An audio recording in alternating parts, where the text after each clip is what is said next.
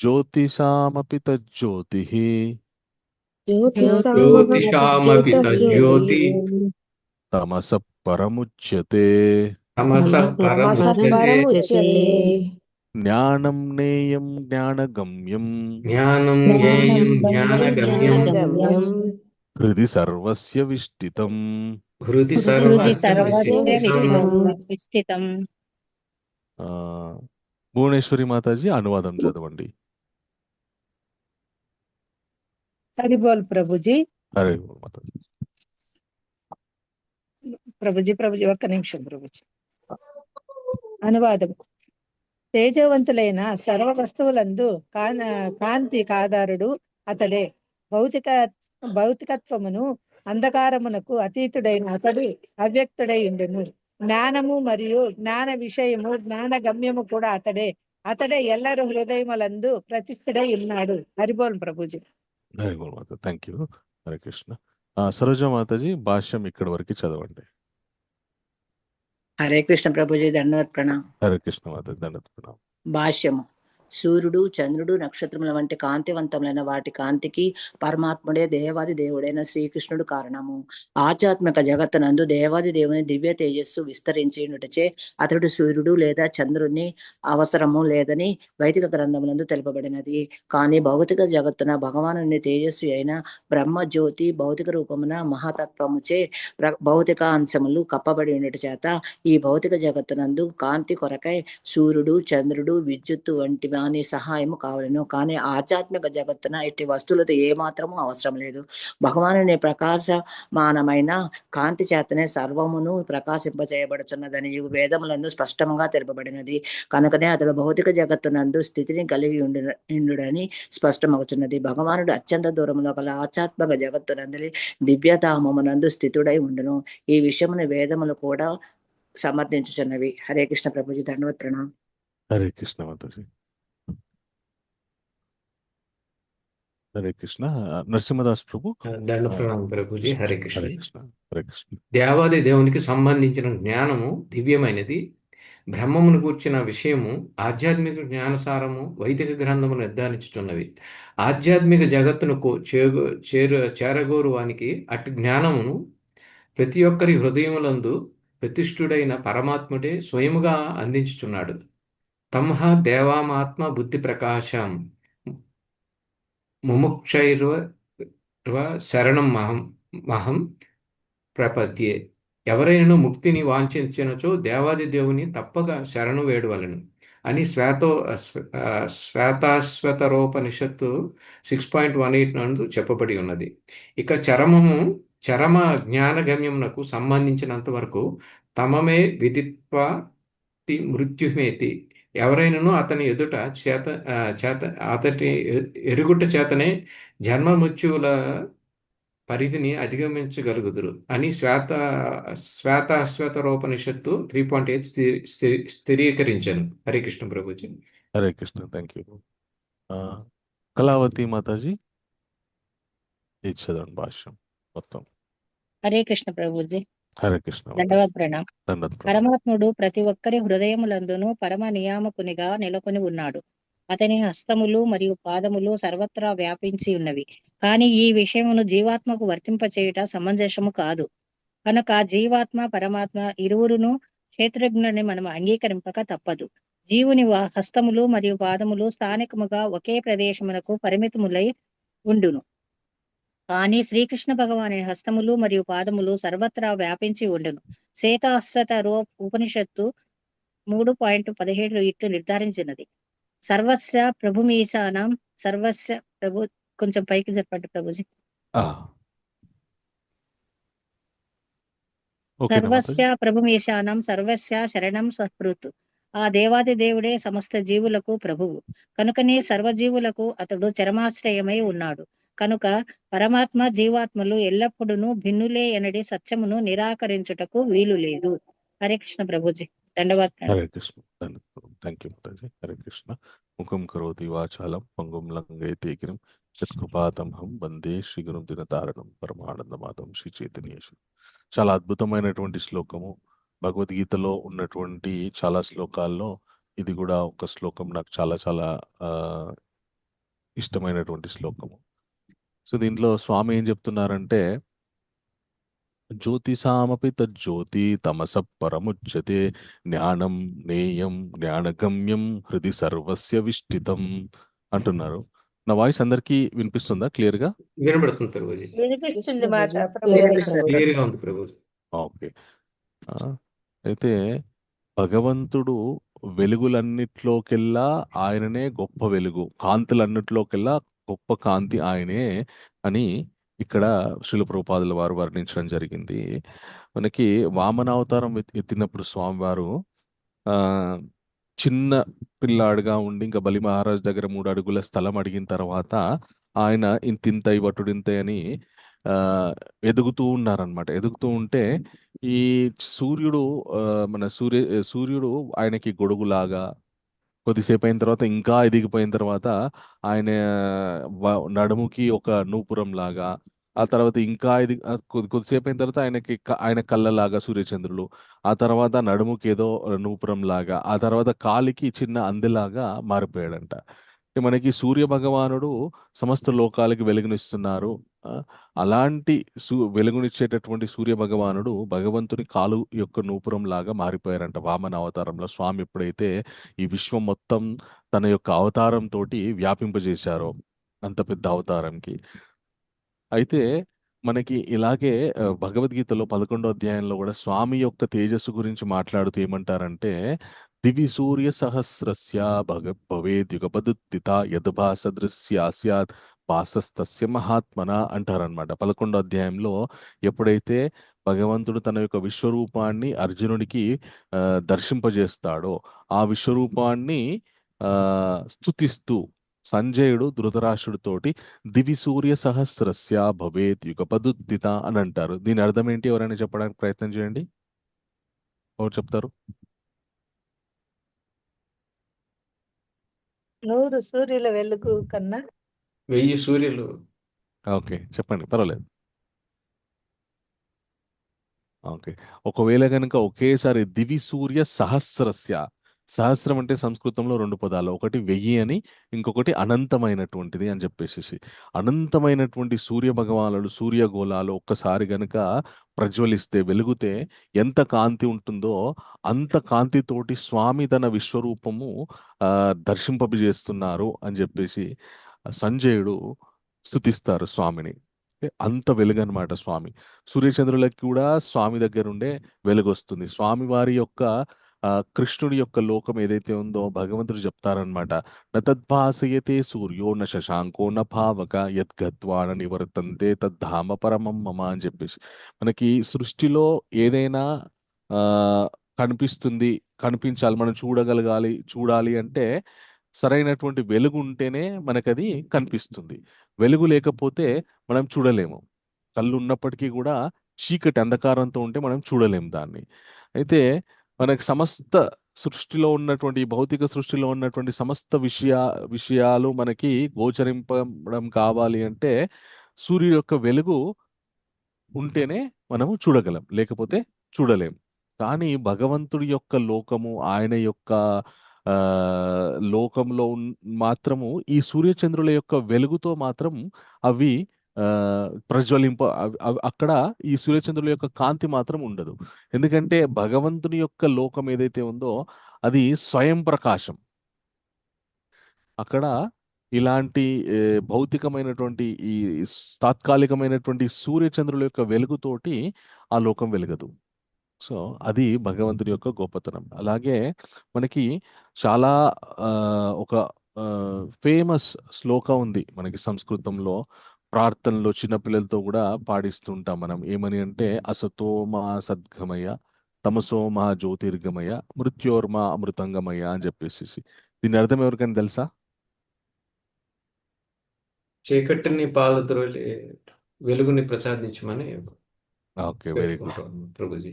Okay, ఇంకా అసతోమ సత్కమయ తమసోమ జ్యోతిర్గమయ మృత్యోర్మ అమృతాంగమయ. మృత్యువుని జయించమని చెప్పి మృత్యోర్మ అమృతాంగమయ. అయితే ఫస్ట్ లైన్ ఏంటి అంటే అసతోమ సద్గమయ. అసత్ అంటే నిజం కానటువంటిది, తాత్కాలికమైనటువంటిది ఏదైతే కొద్ది కాలం ఉండి ఆ తర్వాత క్షయమైపోతున్నదో అది అసత్. అసతోమ సద్గమయ. అట్లాంటి తాత్కాలికమైనటువంటి విషయాల నుండి నన్ను శాశ్వతమైనటువంటి సత్యం వైపు నడిపించు స్వామి. అలాగే తమసోమ జ్యోతిర్గమయ. తీవ్రమైనటువంటి అజ్ఞాన అంధకారాలతో ఉన్నటువంటి నన్ను జ్ఞానం వైపు నడిపించు. అలాగే ఆ మళ్ళీ పుడుతూ మళ్ళీ చస్తూ అనేటటువంటి ఈ మృత ప్రాయమైనటువంటి జన్మల నుండి నన్ను తప్పించి అమృతతుల్యమైనటువంటి శాశ్వత మీ భగవత్ సాన్నిధ్యాన్ని నాకు ప్రసాదించండి అని చేసేటటువంటి ఒక ప్రార్థన అన్నమాట ఇది. అయితే మనం అందరం కూడా ఒక విధంగా చూస్తే అంధకారంలోనే ఉన్నాం. ఎందుకంటే ఎంతవరకైతే మనము జీవిస్తున్నటువంటి ఈ భౌతిక జగత్తు, భౌతిక జీవితమే శాశ్వతము, ఇదే పరమ ఆ, ఇదే ముఖ్యమైనటువంటిది, ఇందులో ఈ భౌతిక జగత్తులో చాలా చాలా ఉన్నత స్థితికి ఎదగాలనుకోవడం ఏదైతే ఉందో, ఈ ఈ విషయాలతోటే మనం ఎంతవరకైతే మన జీవితాన్ని కొనసాగిస్తున్నామో, అవే ధ్యేయంగా పెట్టుకొని మన జీవితాన్ని కొనసాగిస్తున్నామో అంతకాలం మనం అంధకారంలో ఉన్నట్టే. నిన్న ఓకే. అంతకాలం మనం అంధకారంలో ఉన్నట్టే. ఎందుకు అంధకారంలో ఉన్నాము అంటే ఇవన్నీ కూడా శాశ్వతమైనటువంటివి కావు. కాబట్టి అశాశ్వతమైనటువంటి ఈ విషయాల వెంపర్లాడుతున్నాము అంటే మనకు శాశ్వతమైనటువంటిది ఏదో ఇంకా గోచరించట్లేదు, తెలియట్లేదు మనకి ఏది శాశ్వతంగా ఉంటుంది అనేటటువంటి విషయం. తెలిసినప్పుడు మళ్ళీ అటువైపు వెళ్ళే అవకాశం ఉంటుంది. ఎంతకాలం అయితే తెలుసుకోమో అంతకాలం ఈ అంధకారంలోనే ఉంటామన్నమాట. మనకి శ్రీమద్ భాగవతంలో ఒక చక్కటి శ్లోకం వస్తుందన్నమాట. ప్రభుపాదులు ప్రహ్లాద్ మహారాజ్ చెప్తారు వాళ్ళ నాన్నగారికి హిరణ్యకశిపుడికి. ఏమని చెప్తారంటే, తత్సాధు మన్యే అసురవర్య దేహినాం తత్సాధు మన్యే అసురవర్య దేహినాం అసద్గృహాత్ హిత్వా గృహమందకూపం అని చెప్పేసి చెప్తారనమాట. ఓ నాన్న హిరణ్యకశప, ఒక విషయం తెలుసుకోండి. నేను నా ఆచార్యుల ద్వారా ఏం తెలుసుకున్నాను అంటే వాళ్ళు చెప్పినటువంటి విషయాలలో నుండి సారవంతమైనటువంటి విషయం నేనేం తెలుసుకున్నామంటే తత్సాధు మన్యే ఆ అని చెప్పేసి ఏం చెప్తారంటే, గృహం అందకూపం. ఎప్పుడైతే మనుష్యుడికి ఈ యొక్క భౌతిక శరీరం లభిస్తుందో, తాత్కాలికమైనటువంటి శరీరం లభిస్తుందో, అతడు ప్రతినిత్యం కూడా ఈ అంధకూపం, ఈ సంసారం అనేటటువంటి గృహము, భార్య, పిల్లలు అనేటటువంటి అంధకూపంలో ప్రతినిత్యం పడిపోయి ఉండకుండా అతడు ఉత్తమమైనటువంటి విషయం గురించి ఆయన ప్రయత్నం చేయాలి. వనాన్ని ఆశ్రయించి ఆ హరిని జపం చెయ్యాలి అని చెప్పి ప్రహ్లాద్ మహారాజ్ వాళ్ళ నాన్నగారికి చెప్తారనమాట. ఇప్పుడు సంసారాన్ని అలాగే మన గృహస్థ జీవితాన్ని ఆయన అంధకూపంగా వర్ణించారు. అంధకూపం అంటే ఒక చీకటి బావి. చీకటి బావిలో మనం పడిపోయామనుకోండి, పడిపోతే మనకి ఆ బావిలో ఏమిందో కనపడదు. అలాగే అందులో నుండి అరిచినా కూడా ఎవరు కూడా మనల్ని పట్టించుకోరు, ఎవరికి వినపడదు, చాలా లోతుగా ఉంటుంది కాబట్టి. ఓకే. ఈ మధ్య ఒకసారి ఒక వ్యక్తి పాపం ఆయన ఒక పల్లెటూరులో ఏదో పిక్నిక్ పెట్టుకున్నారనమాట. పెట్టుకొని వాళ్ళ ఫ్యామిలీ మెంబర్స్ అందరితో కలిసి వెళ్ళి పొలాల మధ్యలో వాళ్ళు పిక్నిక్ చేసుకుంటున్నారు. వాళ్ళు ఆడుకుంటూ ఉంటే ఈ వ్యక్తి ఫోన్ మాట్లాడుతూ నడుచుకుంటూ వెళ్ళి ఆయన చూసుకోకుండా ఒక బావిలో కాలేశారనమాట. అందులో పడిపోయి చాలా సేపు అయిన తర్వాత ఈయనేడి అని వెతుకుతున్నారు. ఆయన అందులో పడిపోయి అరుస్తున్నాడు కానీ ఎవరికి వినపడట్లేదు. ఎక్కడ అని వెతుకుతూ ఉంటే ఎవరికి కనపడలేదు. తర్వాత అక్కడ ఒక బావి ఉందని దాంట్లో లైట్లు పెట్టి చూస్తే అప్పుడు దాంట్లో చనిపోయి ఆయన శవం దొరికింది.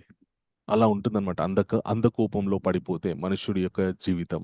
అలాగే ఈ జీవితంలో కూడా అంధకూపం అంటే ఏంటి, మనం ఎంతవరకైతే మన గృహస్థ జీవితంలో ఆ శ్రీహరి యొక్క భక్తిని మొదలు పెట్టామో, ఆ, ఆ, ఇదే ఈ భౌతిక జగతే శాశ్వతం అనుకునేటటువంటి అజ్ఞానం నుండి, లేదు భగవంతుని తెలుసుకోవడం, భగవత్ జ్ఞానం ఏదైతే ఉందో అది ఆ శాశ్వతం, ఇది కాదు అని తెలుసుకున్నంత వరకు మనం ఏ స్థితిలో ఉన్నా కూడా అంధకూపంలో ఉన్నట్టే, అంధకారంలో ఉన్నట్టే. ఆ అంధకారం నుండి భగవంతుణ్ణి, ఈ యొక్క ఆ దివ్యమైనటువంటి తేజస్సు గురించి మనం ఎప్పటి వరకైతే ప్రయత్నం చేయమో అప్పటి వరకు మనము అంధకారంలో ఉన్నట్టే. ఓకే. అయితే భగవంతుడు ఇక్కడ ఏం చెప్తున్నారంటే, ఇంకా జ్ఞానం జ్ఞేయం జ్ఞానగమ్యం హృది సర్వస్య విష్టితం. ఓకే.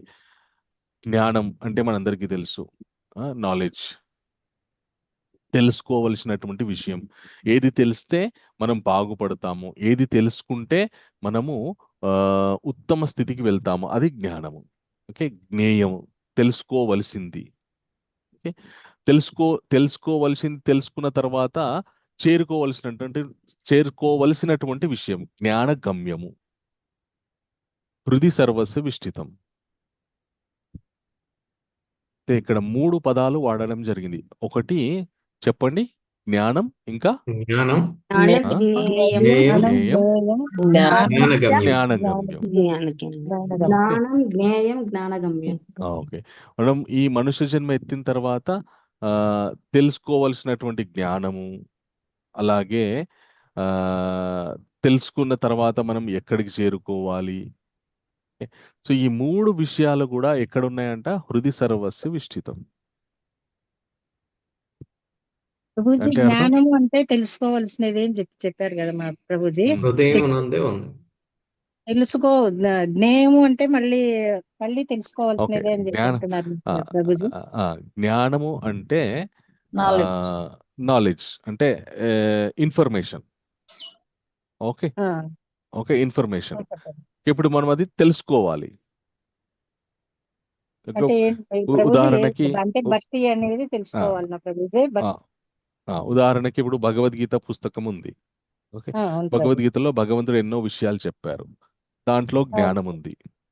ఉమ్, ఓకే. సో అది జ్ఞానం ఉంది. ఓకే. అవును. మనం ఇంకా తెలుసుకోలేదు, ఇప్పుడు మనం ప్రయత్నం చేస్తున్నాం ఆ, తెలుసుకోవడానికి. ఓకే ప్రభుజీ. ఓకే. అంటే సో ఒక చోట ఉంది అని మనం తెలుసుకోవడాన్ని జ్ఞానం అంటారు. దాని ఎస్, గురించి మళ్ళీ విపులంగా తెలుసుకోవడాన్ని జ్ఞేయము అంటారు. ఎస్, అవునా మా ఓకే, ప్రభుజీ? పరమాత్మ ఎస్ తెలుసుకోవడం జ్ఞేయం అన్నారు కదా ప్రభు. ఎస్ ప్రభు.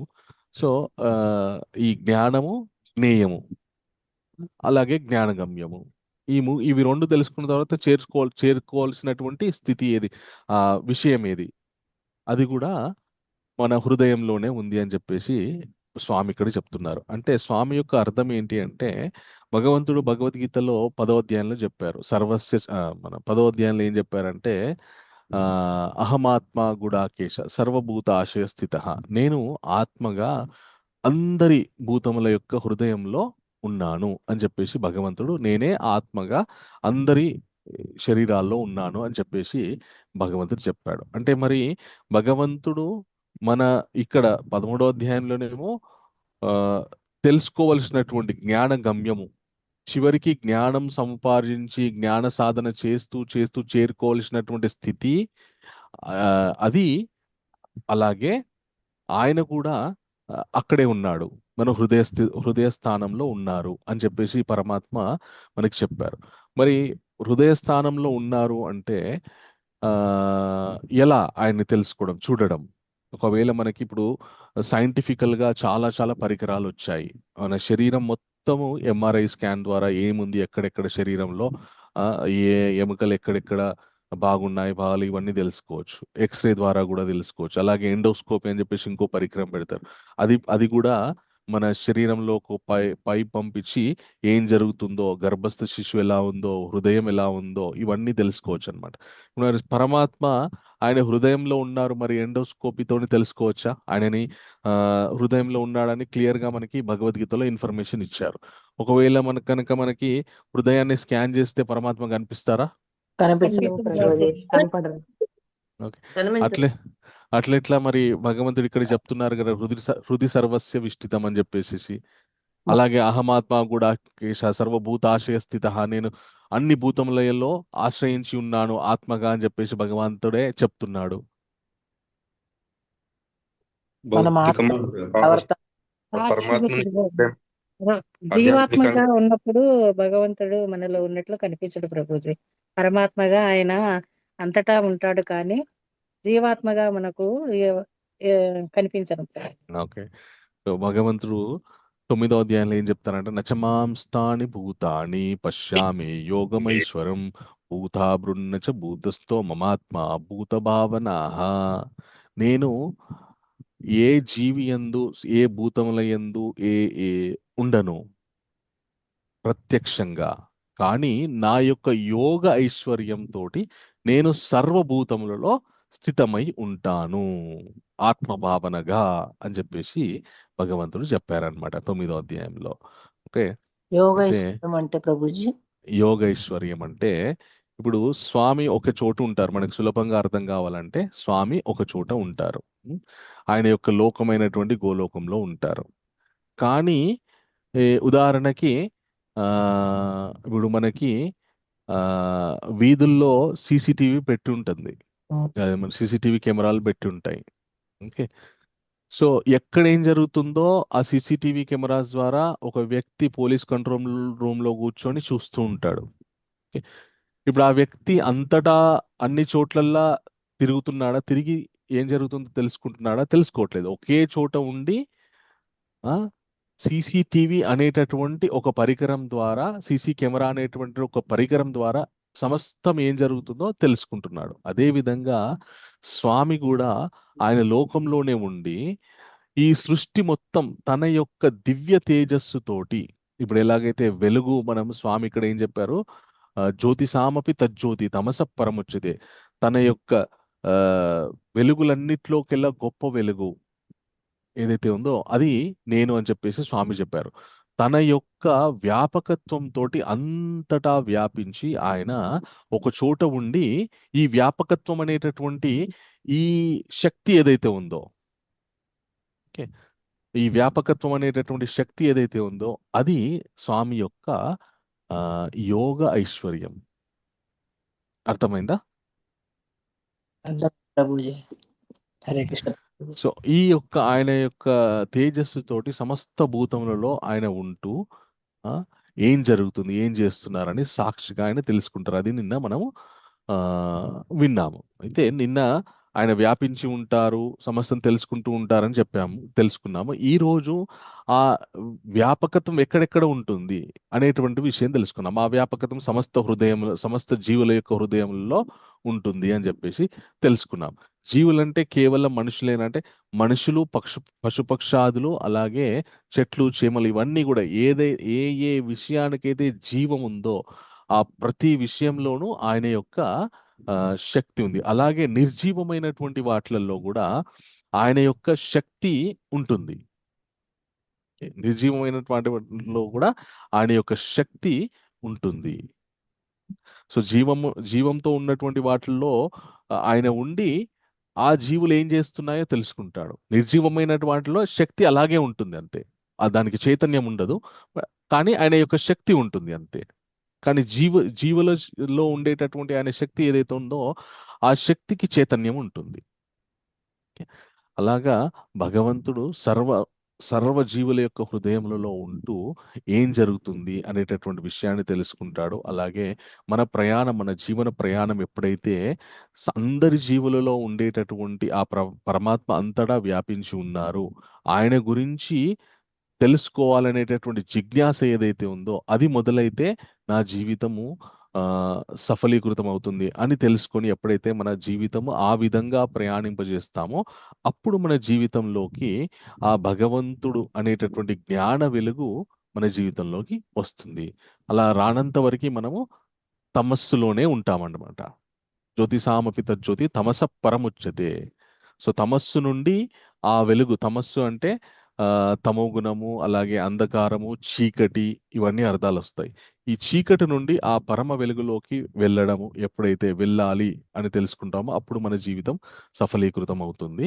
అలాగే ఆ వెలుగు ఎక్కడెక్కడ ఉంది, అనేటటువంటి విషయం ఎప్పుడైతే మనకు అర్థమవుతుందో అప్పుడు మన జీవితంలో గొప్ప జ్ఞాన జ్యోతి వెలుగుతుందన్నమాట. ఇప్పుడు మనము ఈ శ్లోకం ప్రకారం భగవంతుడు అందరి హృదయాల్లో నిలువై ఉన్నారు అని చెప్పేసి తెలుసుకున్నాము. అంటే జ్ఞానం ఏదైతే ఉందో మనం ఇన్ని రోజులు సాధన చేస్తున్నటువంటి జ్ఞానం, తెలుసుకుంటున్నటువంటి జ్ఞానం యొక్క గమ్యం ఏదైతే ఉందో అందరి హృదయాల్లో భగవంతుడు ఉన్నాడని చెప్పేసి తెలుసుకున్నాం. ఇప్పుడు అందరి హృదయాల్లో ఆ పరమాత్మ ఉన్నాడనేటువంటి విషయం మనకి అర్థమైందనుకోండి, ఏ యొక్క జీవితోటన్నా మనకు వైరం పెంచుకుంటాం మనం? పెంచుకోండి. లేదు. తెలుసుకోం ప్రభుజీ, కానీ ఈ మాయాలో మోహంలో పడిపోయి వెంటనే దీనికి అలవాటు దీనికి ఇది అనుసరిస్తాము ప్రభుజీ. ఎస్. అయితే ఎప్పుడైతే మనం విన్నటువంటి విషయాన్ని మనము ఆ, మ్, చక్కగా అర్థం చేసుకొని దాన్ని పాటించేటటువంటి క్రమంలో ఉంటే గనక మనకి ఏ జీవితోటి వైరభావన అనేటువంటిదే కలగదు. ఒకవేళ కలుగుతుంది అనుకోండి, కలుగుతుంటే అప్పుడు మనము నేను మళ్ళీ అంధకారం వైపు వెళ్తున్నాను అనేటటువంటి విషయం మనకు అర్థం కావాలి. అందుకే మనకి 11వ అధ్యాయం అయిపోతుంటే కృష్ణ ఏం చెప్తారంటే, నిర్వైర సర్వభూతేషు యస్స మామేతి పాండవ. ఎవరైతే ఆ ఏ జీవితోటి కూడా వైరం పెంచుకోడో అలాంటి వాడు నన్ను తొందరగా చేరుకుంటాడని చెప్పేసి చెప్తారనమాట. సో ఆ వైరం పెరగకుండా మనకు ఉండాలి అంటే ఎలా? భగవంతుడు అంతటా అందరి హృదయాల్లో ఉన్నారు అనేటటువంటి ఆ విషయాన్ని మనం తెలుసుకుంటే, ఇంకా భగవంతుడు ఉన్నటువంటి గుడికి వెళ్ళి మనం తప్పులు చేస్తామా? చేయం. సాధ్యమైనంత వరకు తప్పులు చేయకుండా ఉంటాము. అలాగే ప్రతి ఒక్క జీవుడిలో భగవంతుడు ఉన్నాడంటే ప్రతి ఒక్క జీవుడి యొక్క ఆ దేహం ఏదైతే ఉందో భగవంతుడి యొక్క నిలయం అని మనకు తెలిసిందనుకోండి, ఏ జీవితోటి కూడా మనకి సమస్య పెంచుకోవడానికి మనం ప్రయత్నం చేయము. గుడికి వెళ్ళిన తర్వాత అసౌకర్యం కలిగినా కూడా మనం పర్లేదులే, గుడికి వచ్చాం కదా, ఏ మాత్రం దానికి ఎందుకు, గుళ్ళో ఉన్నాం కాబట్టి అసౌకర్యంగానే ఉంది కానీ సహనాన్ని నేను పాటిస్తాను, ఎందుకంటే ఇది పవిత్రమైనటువంటి స్థలము. ఇక్కడ నేను అసహనంతో ఉంటే గనక అనవసరంగా నేనే పాపాత్మునైపోతాను తప్ప ఆ, ఆ, దానివల్ల వచ్చేటటువంటి ప్రయోజనం ఏం లేదు. గుళ్ళో ఎవరితోనో గొడవ పెట్టుకున్నాం అనుకోండి, గుళ్ళో ఇంకేదో మనకి చాలాసేపు దర్శనం చేసుకోవడానికి లైన్లో నిల్చున్నాం, చాలా అసహనంతో కూడుకున్నటువంటి విషయం. కానీ మనం ఎక్కడ కూడా అసహనం పాటించము. సమన్వయం పాటిస్తూ సహనం పాటిస్తూ భగవంతుని దర్శనం అయ్యేంత వరకు కూడా మనం వేచి చూస్తాము. ఎందుకంటే మనకి ఒక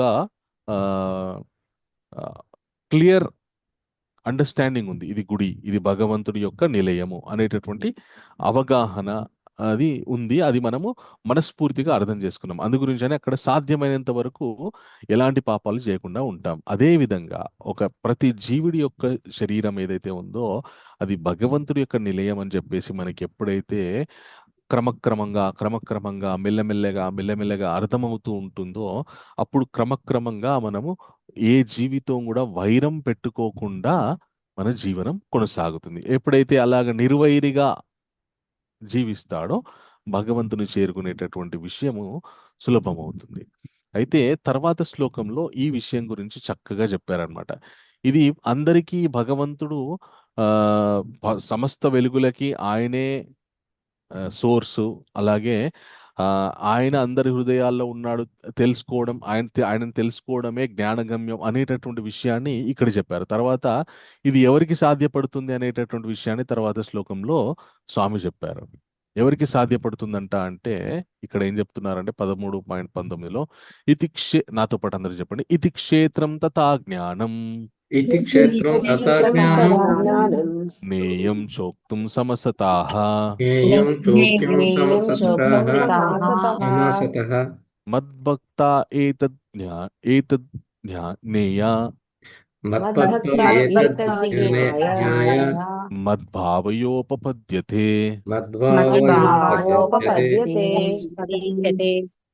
మళ్ళీ ఒకసారి లైన్ బై లైన్ చదుదాం. ఇతి క్షేత్రం తథా జ్ఞానం నేయం చోక్తుం సమసతాః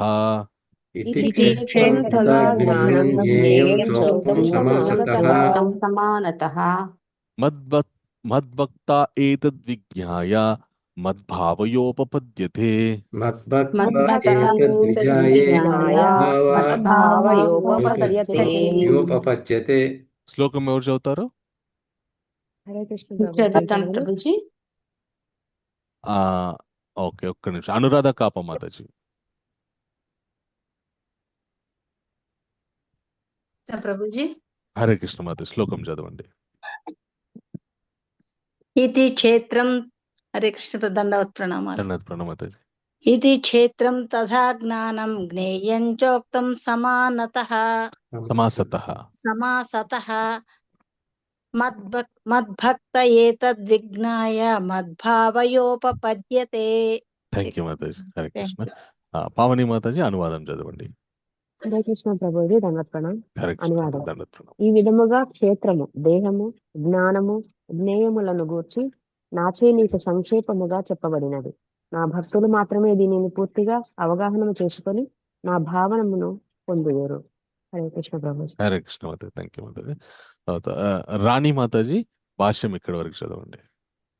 హరే కృష్ణ ప్రభుజీ. దండవత్ ప్రణామం. సరే.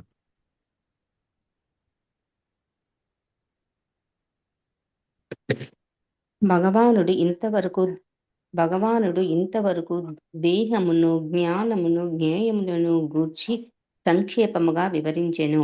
వాస్తవమునకు ఈ జ్ఞానము, జ్ఞాత, జ్ఞేయము, జ్ఞాన విధానముల నడి 3 అంశములకు సంబంధించినది.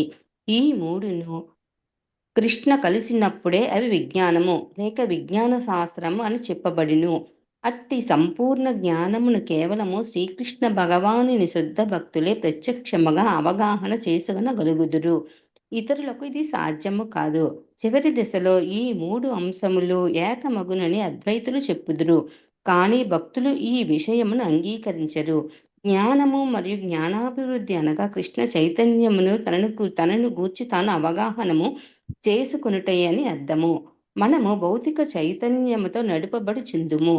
కానీ మనము మన చైతన్యమునంతటిని కృష్ణపరమైన కార్యకలాపముల వైపునకు మరల్చినచో శ్రీకృష్ణుడు సర్వస్వమని గుర్తించి యథార్థ జ్ఞానమును పొందుదము.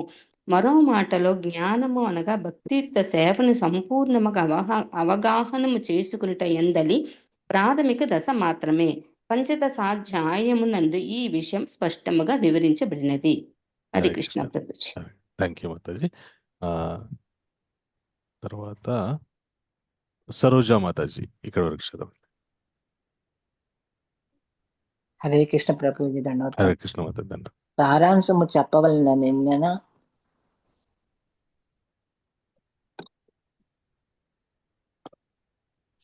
సారాంశము చెప్పవలనన్నా 6 మరియు 7వ శ్లోకములందరి మహాభూతాన్ని మొదలుకొని చేతన ధృతి వరకు గల శబ్దములు, భౌతిక అంశములు మరియు జీవలక్షణములు కొన్నింటిని గూర్చి వివరించునని అవగాహన చేసుకొనవచ్చును. వీటి కలయిక చేతనే దేహము లేక కర్మక్షేత్రము తయారగుచున్నది. 8 నుండి 12వ శ్లోకము వరకు గల శ్లోకములు అమానిత్వం మొదలుకొని తత్వజ్ఞానార్థ దర్శనం వరకు జీవాత్మ మరియు పరమాత్మను ఇరువురు క్షేత్రజ్ఞులను తెలుసుకొనగలిగే జ్ఞాన విధానమును వర్ణించును.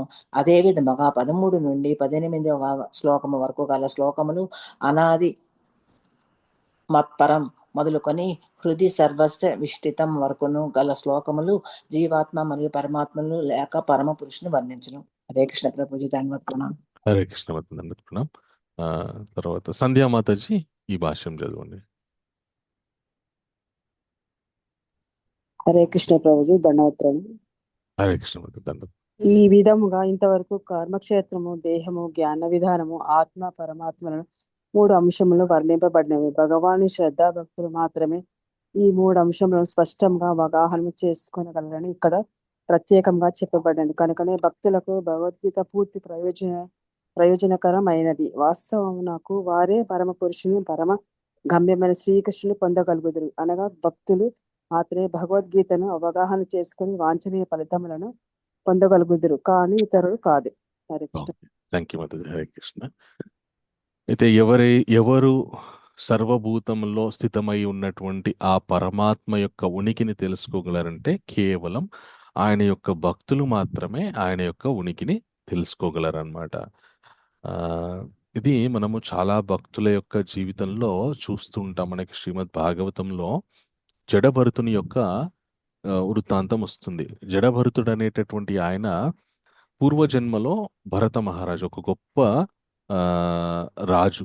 ఆయన సాధన చేద్దామని చెప్పేసి ప్రయాణమై చివరికి ఆయన ఒక జింకతో సాంగత్యం పెట్టుకోవడం వల్ల ఆయన చివరి స్మృతి జింకగా మారిపోతుంది. మారిపోయిన తర్వాత ఆయన జింక యొక్క శరీరం ఎత్తాల్సి వస్తుంది. ఆ తర్వాత జింక శరీరంతో ఉన్నప్పటికీ కూడా నేను పూర్వజన్మలో ఒక మనుష్యుణ్ణి, గొప్ప సాధకుణ్ణి, కానీ ఆ చివరి స్మృతి యందు జింక మిగిలిపోయింది.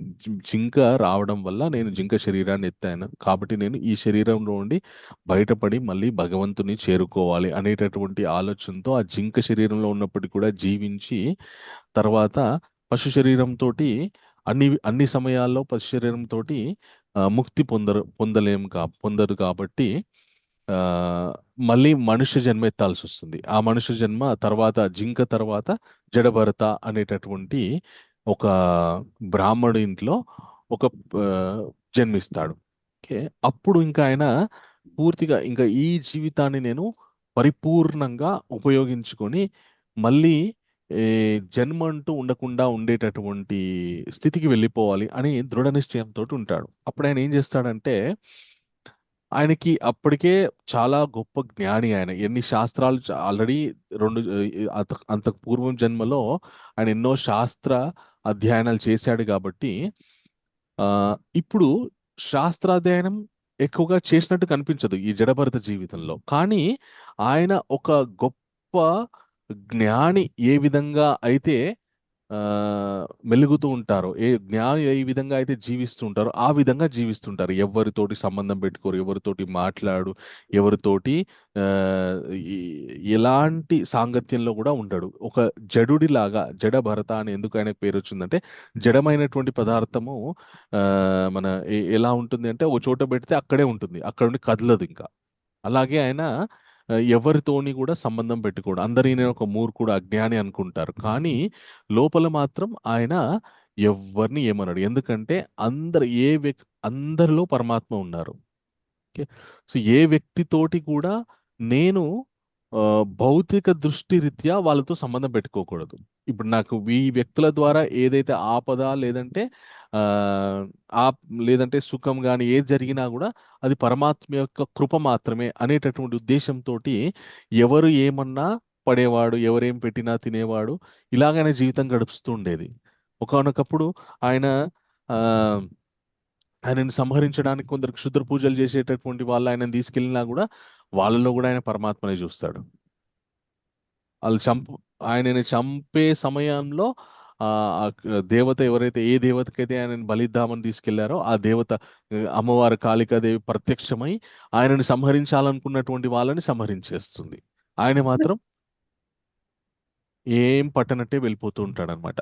తర్వాత రహుగణ అనేటువంటి ఒక రాజుకి పల్లకి మోస్తున్నప్పుడు ఆయన అడవిలో నడుస్తుంటే కాలు కింద చీమలు వస్తుంటే వాటి మీద అడుగు పడకుండా వాటిల్లో కూడా పరమాత్మ చూస్తూ ఆయన అటు ఇటు తప్పటడుగులు వేస్తుంటే ఆయన రాజుకి ఇబ్బంది కలిగి ఈయనని హేళనగా మాట్లాడినప్పుడు అప్పుడు ఆయన ఆ నోరు విప్పుతాడనమాట.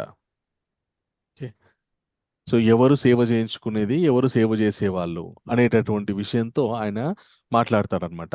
అంటే ప్రతి ఒక్క జీవిలో కూడా పరమాత్మని చూస్తున్నాడు. ఎందుకు అలా చూడగలిగాడు అంటే భగవంతుని యొక్క భగవంతుని ఎవరైతే భక్తుడు ఉంటాడో వాళ్ళు మాత్రమే భగవంతుని చేరుకోవాలని అనుకుంటారు. ఆ ఉద్దేశంతో ఎవరైతే జీవితాన్ని గడుపుతూ ఉంటారో వాళ్ళు మాత్రమే అందరిలో ఈ విధంగా చూస్తారన్నమాట. మనకి ఈ 2 శ్లోకాలు ఏవైతే ఉన్నాయో, జ్యోతిసామపి తజ్జ్యోతి తమస పరముచ్యతే జ్ఞానం నేయం జ్ఞానగమ్యం హృది సర్వస్య విష్ఠితం ఇతి క్షేత్రం తథా జ్ఞానం నేయం చోక్తం సంసత మద్భక్త ఏతద్విజ్ఞా మద్భావయోపపద్యతే అనేటువంటి ఈ 2 శ్లోకాలని ఉద్దేశిస్తూ ఒకే శ్లోకంలో ఈ 2 శ్లోకాల యొక్క అర్థం వచ్చే విధంగా మనకి బ్రహ్మ సంహితలో ఉంటుందన్నమాట. ఏమనంటే, అద్వైతమచ్యుతమనాదిమనంత రూపం ఆద్యం పురాణ పురుషం నవయవ్వనం చ వేదేషు దుర్లభమదుర్లభమాత్మ భక్తో. స్వామి, ఉన్నది మీరొక్కడే, అంతటా వ్యాపించున్నది మీరొక్కరే.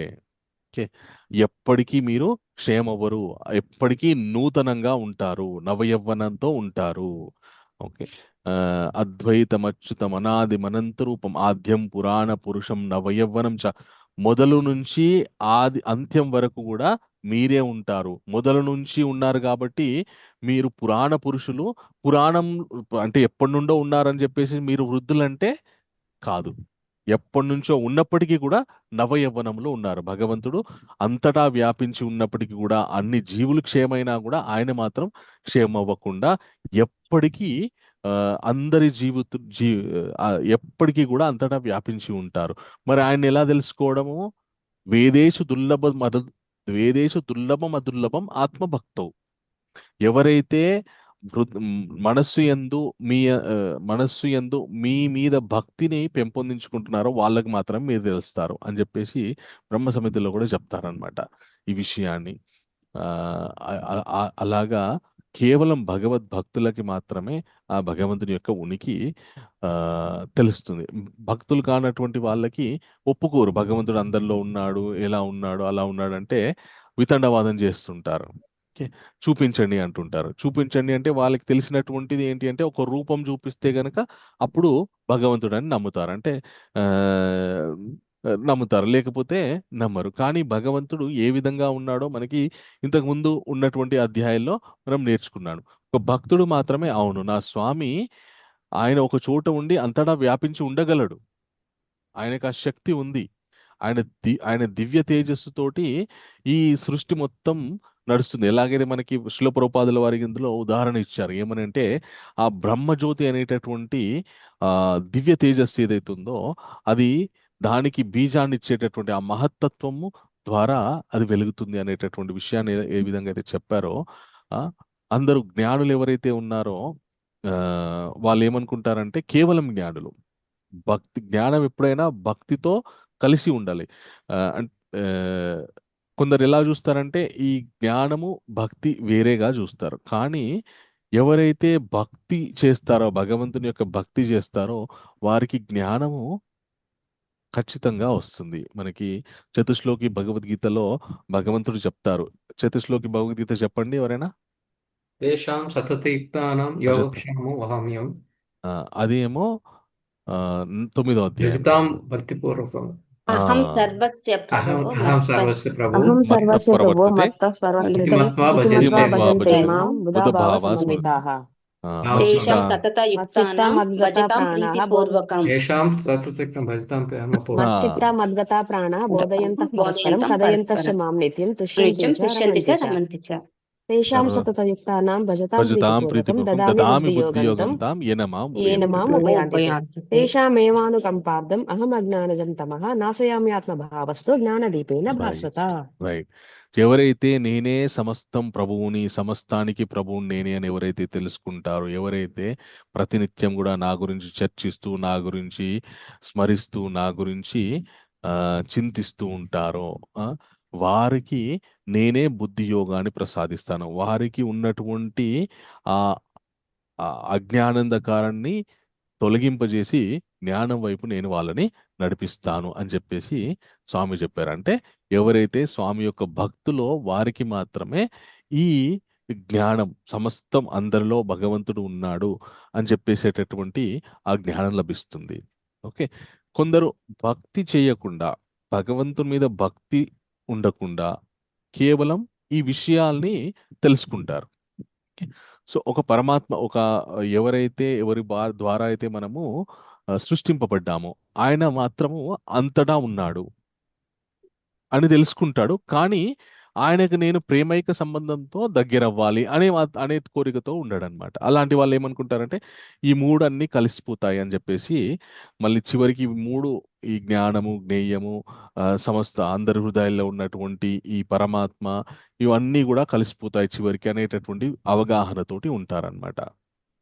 కానీ మనకి శిల ప్రభుపాదుల వారు ఏం చెప్పారంటే పరమాత్మ అంతటా ఉంటారు, కానీ జీవాత్మ మాత్రం అంతటా ఉండరు. ఒకవేళ ఆయన మన బ్రహ్మజ్యోతిలోకి ప్రవేశించినప్పటికీ కూడా అంతటా ఏం జరుగుతుందో ఆయన జీవాత్మ మాత్రం తెలుసుకోలేడు. కానీ పరమాత్మ మాత్రం ఎప్పటికీ విజ్ఞానంతో ఉంటారు, అంతటా ఏం జరుగుతుంది అనేటటువంటి విషయం. సో మనము తెలుసుకోవాల్సినటువంటి ముఖ్యమైనటువంటి విషయాలు ఈ శ్లోకాల ద్వారా ఏంటి అంటే, భగవంతుడు అంధకారం వెలుగులన్నిటికీ సోర్స్ ఆయననే. ఆయన నుండే అందరికీ వెలుగు వస్తుంది. ఆ వెలుగు వైపు మన జీవన ప్రయాణం ఉండాలి. ఓకే. ఆ, అయితే అలాగే ఆయనని జీవిత గమ్యము కూడా ఆయనే అయి ఉండాలి. ఆ జీవిత గమ్యమైనటువంటి ఆ పరమాత్మ ఎక్కడున్నారు అంటే అందరి హృదయాల్లో ఉన్నారు. సో ఈ విషయాన్ని ఎవరికి పూర్తిగా అవగాహన అవుతుందంటే, ఆ, ఎవరైతే భగవంతుని యొక్క భక్తులు ఉన్నారో వారికి మాత్రమే ఈ విషయం అవగతం అవుతుందన్నమాట.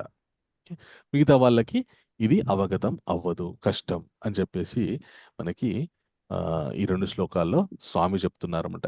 సో ఇది కేవలం జ్ఞానం గురించినటువంటి విషయం అయినా కూడా, జ్ఞానం ఎప్పుడైనా కూడా భక్తితోటే వస్తుంది అనేటటువంటి విషయాన్ని మనము అర్థం చేసుకోవాలి. భక్తి లేనటువంటి జ్ఞానం ఏదైతే ఉందో అది మనకి విషయం తెలుస్తుంది, కానీ దాన్ని మనం ఎక్కువ ఆస్వాదించలేమన్నమాట. సో అది మనము ఈ 2 శ్లోకాల ద్వారా తెలుసుకోవాలి. ఈ 2 శ్లోకాలకు సంబంధించి ఏమైనా ప్రశ్నలు ఉన్నాయా ఎవరికైనా? ఏమర్థమైందో ఒక్కసారి చెప్పండి ఎవరైనా.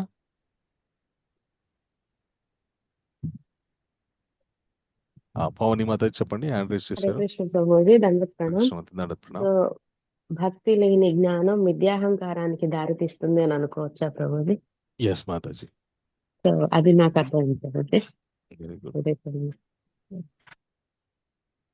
జ్ఞానం, జ్ఞేయం అండ్ జ్ఞాన గమ్యం గురించి తెలుసుకున్నాం ప్రభుజీ. పరమాత్మ మన హృదయాల్లోనే ఉన్నారు. ఓకే. అయితే ఆ భగవంతుడిని తెలుసుకోవడానికి ఆ, క్షేత్రం అన్నారు కదా. ఈ ప్రకారం క్షేత్రము, జ్ఞానము, జ్ఞేయం కూడా చెప్పారు ప్రభు. భక్తుడు ఆ, నా స్వరూపాన్ని పొందడానికి అర్హుడై భక్తి ఉంటే నా స్వరూప భగవంతుడు తెలుసుకో నా యొక్క అర్హతను ఉనికి, పొందుతాడు అని చెప్పారు. నా యొక్క ఉనికి ఎక్కడెక్కడ ఉంది అనేటటువంటి విషయాన్ని కేవలం భక్తుడైతే మాత్రమే తెలుసుకోగలడు, అర్థం చేసుకోగలడు Yes, ప్రభు. అనేటువంటి విషయాన్ని చెప్తారు. ఎస్ మహిపాల్ ప్రభు చెప్పండి. హరే కృష్ణ ప్రభుజీ. హరే కృష్ణ ప్రభు. ప్రభుజీ, ఈ పరమాత్మ ప్రతి ఒక్క దేహంలో ఉంటుంది ప్రభుజీ. ఆత్మ మాత్రము ఏ జీవులు ఉంటుందో ఆ ఒక్క జీవులనే ఉంటది. పరమాత్మ మాత్రం ప్రతి ఒక్క జీవులు మన భూలోకంలో మన సృష్టిలో ఎన్ని జీవరాశులు ఉన్నాయో అన్ని జీవరాశులు ఎస్ ప్రభు. ఈ విశ్వంలో ఎంతమంది జీవులు ఉన్నారో అందరిలో పరమాత్మ ఉంటారు. ఓకే. సో చాలా సంతోషం, ఈరోజు మీ అందరితో చాలా గొప్ప విషయాలు తెలుసుకున్నాం. మళ్ళీ రేపు హరే కృష్ణ ఏమని చెప్తున్నారా ప్రభు?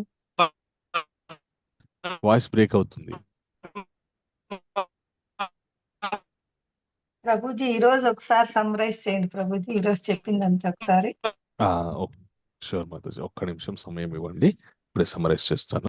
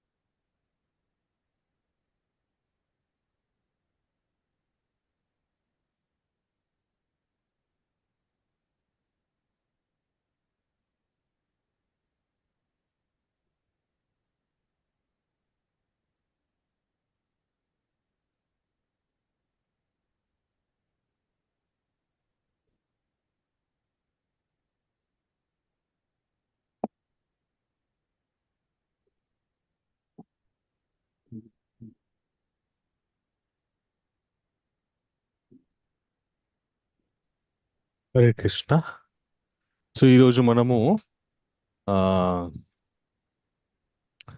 జ్యోతిషామపి తజ్జ్యోతి తమస పరముచ్యతే జ్ఞానం నేయం జ్ఞానగమ్యం హృది సర్వస్య విష్ఠితం.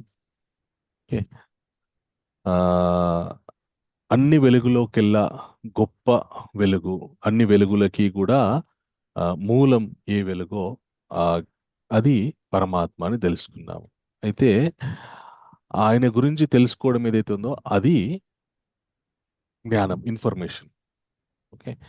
ఆ జ్ఞానం ద్వారా ఏం తెలుసుకోవాలి? మళ్ళీ ఆయన్నే తెలుసుకోవాలి. తెలుసుకున్న తర్వాత ఏం చెయ్యాలి?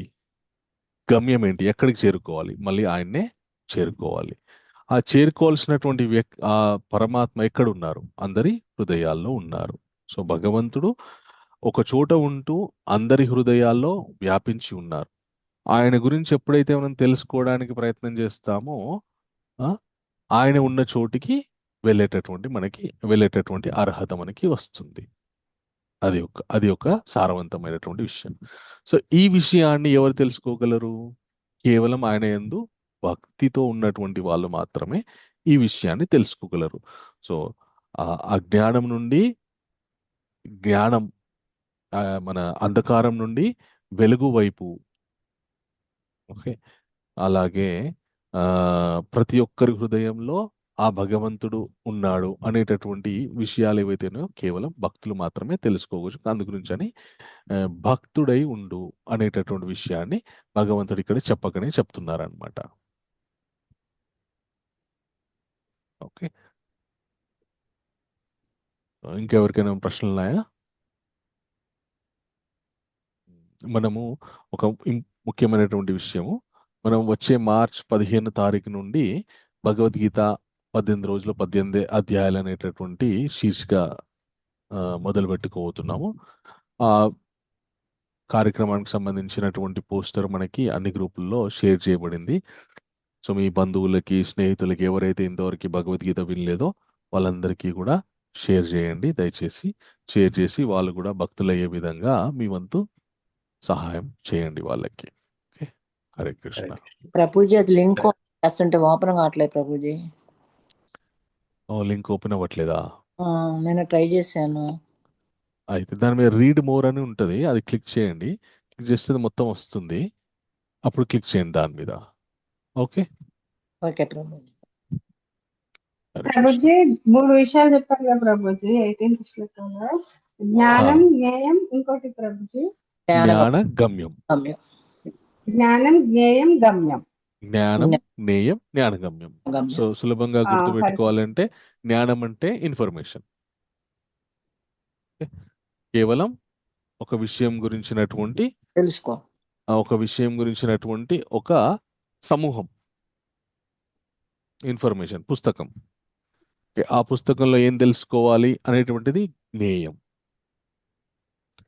సో ఆ పుస్తకంలో ఉన్నటువంటి విషయాన్ని తెలుసుకున్న తర్వాత చేరుకోవాల్సినటువంటి గమ్యం ఏంటి? జ్ఞానగమ్యం. ఆ గమ్యము మళ్ళీ పరమాత్మ అందరి హృదయాల్లో ఉన్నాడు. ఓకే. ఓకే. హరే కృష్ణ.